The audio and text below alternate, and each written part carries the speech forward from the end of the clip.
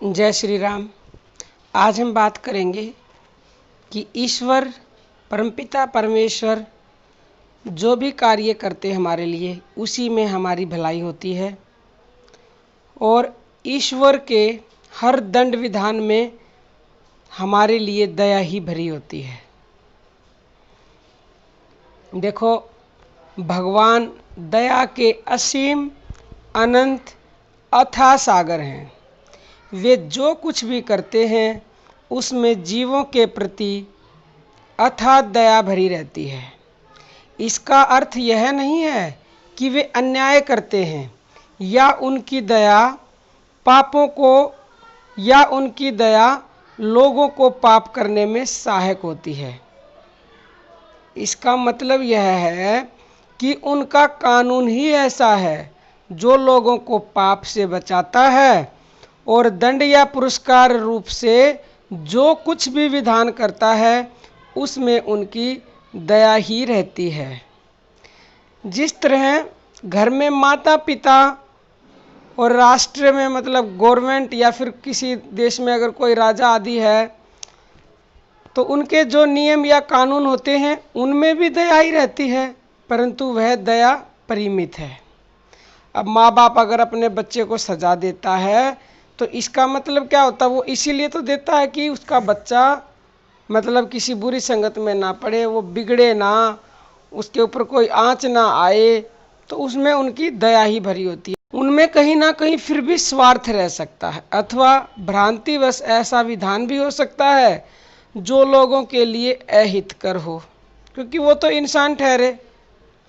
राग द्वेष अहंकार और अल्पज्ञता के कारण भूल भी हो सकती है, परंतु श्री परम दयालु परमेश्वर भगवान में ऐसी कोई बात नहीं है।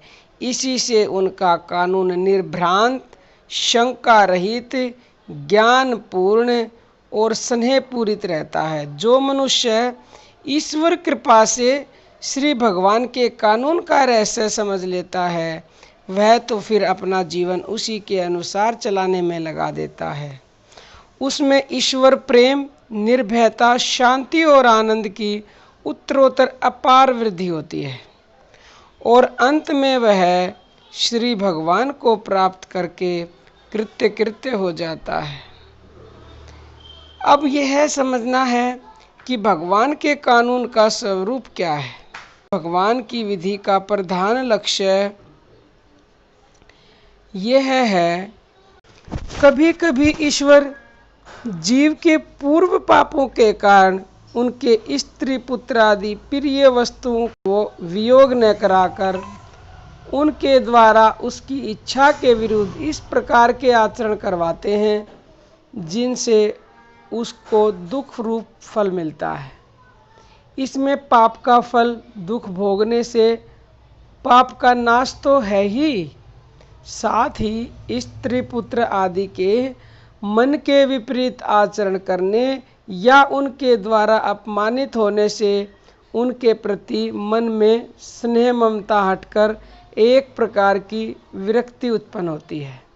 विरक्ति से चित्त की वृत्ति उपराम होकर किसी किसी को तो परमात्मा के मार्ग में लग जाने के कारण शांति की प्राप्ति हो जाती है।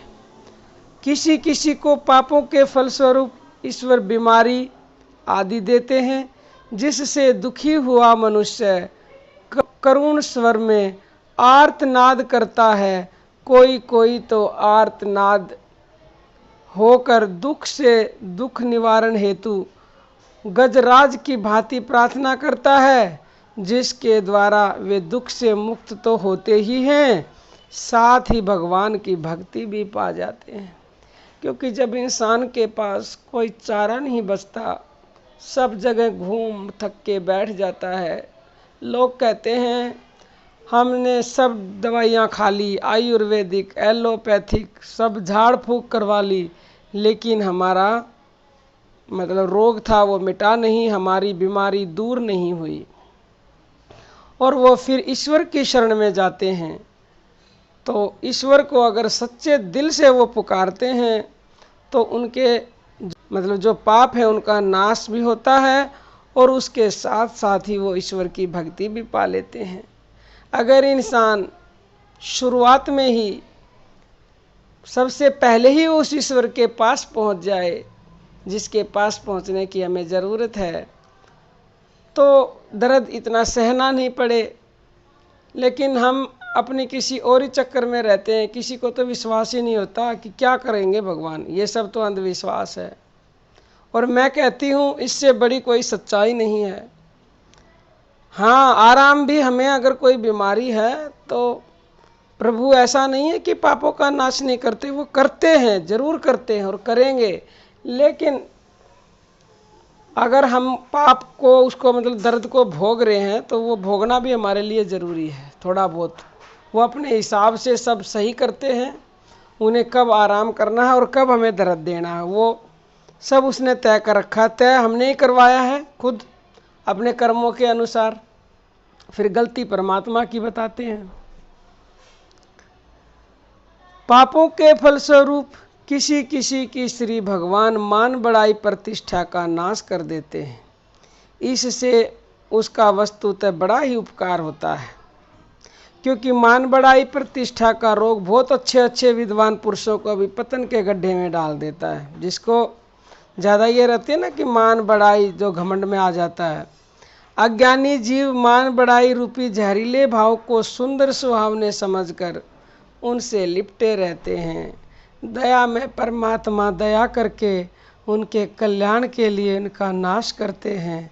मान बढ़ाई के सुख का नाश करना एक प्रकार से शाप के रूप में महान वरदान है, क्योंकि परमात्मा की प्राप्ति के मार्ग की मान बढ़ाई रूपी भारी बाधा इससे हट जाती है। किसी किसी के पूर्व पापों के फलस्वरूप उसकी शरीर यात्रा का निर्वाह भी कठिनाई से होता है। उसे पर्याप्त अन्न वस्त्र भी नहीं मिलता। इससे वह दुखी और आर्त होकर भगवान को पुकारता है। इसके सिवा वह आलस्य और अभिमान को त्याग कर अकर्मण्यता और अहंकार को छोड़कर अनेक प्रकार के परिश्रम और उद्यम करने को तैयार हो जाता है, जिससे उसकी अकर्मण्यता मिटती है, झूठा बड़प्पन, आलस्य और अभिमान नष्ट होता है। इस प्रकार ईश्वर के प्रत्येक दंड विधान में ईश्वर की अपार दया भरी है। जैसे रत्नों के गहरे समुद्र में डुबकी लगाने से एक से बढ़कर एक रत्न मिलते हैं, वैसे ही विचार द्वारा श्री भगवान के दंड विधान रूपी दया के सागर में डुबकी लगाने पर इस लोक और परलोक के हितकारक अनेक अमूल्य रत्न मिलते हैं। इससे यह सिद्ध होता है कि ईश्वर का कानून और उसका दंड विधान दया से परिपूर्ण है। संसार में अनुकूल और प्रतिकूल दो पदार्थ हैं। मनुष्य अपने अनुकूल पदार्थ की प्राप्ति में ईश्वर की दया समझता है, सुख शांति को प्राप्त होता है तथा उस पदार्थ से प्रेम करता है। प्रतिकूल में मूर्खता के कारण ईश्वर को दोष देता है, ईश्वर को दोषी समझता है, अशांति और शोक को प्राप्त होता है फिर, और उससे द्वेष करता है। परंतु जो पुरुष उस सर्वशक्तिमान दया में सर्वज्ञ परम सुहृदय परमात्मा के तत्व को जानता है, वह शोक और मोह से तर कर परम शांति और निर्भयता को प्राप्त हो जाता है। ईश्वर के कानून का रहस्य समझकर जो मनुष्य उस पर मुग्ध हो जाता है, ईश्वर का प्रत्येक नियम पापियों के पाप और दुखियों के दुख को नाश करने वाला है।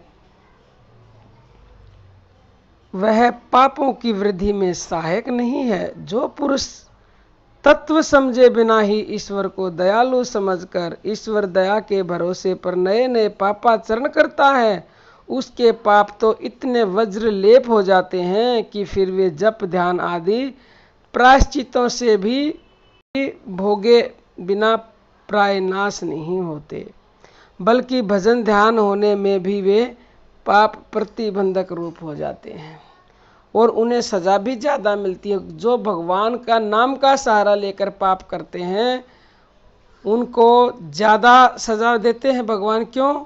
जिस प्रकार अगर कोई पुलिस वाला है, पुलिस की वर्दी में होकर वो कोई अगर अपराध करता है तो उसको वो उसको दंड ज़्यादा दिया जाता है, क्योंकि वो खुद पुलिस वाला और खुद दंड कर रहा है। इसी प्रकार अगर कोई भगवान के नाम का सहारा लेकर पाप करता है कि मैं तो भगवान का नाम लेकर तर जाऊंगा और करता रहूं चाहे कुछ भी पाप, ऐसा नहीं है, तो फिर भगवान उसको उसी के अकॉर्डिंग सजा ज़्यादा देंगे।